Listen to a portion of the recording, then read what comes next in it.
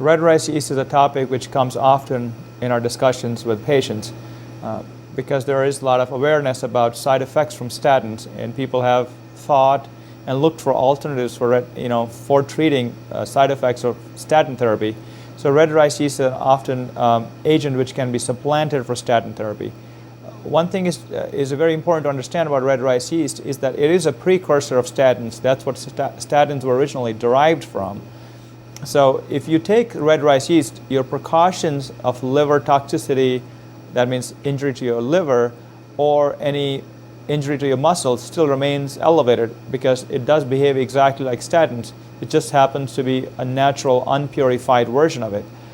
So yes, it can be used in place of a statin, but it does require monitoring just as you would if you're taking a statin therapy. And it should never ever be taken in conjunction with statin therapy because now you're doubling the likelihood of side effects by taking two different agents which could have similar side effects.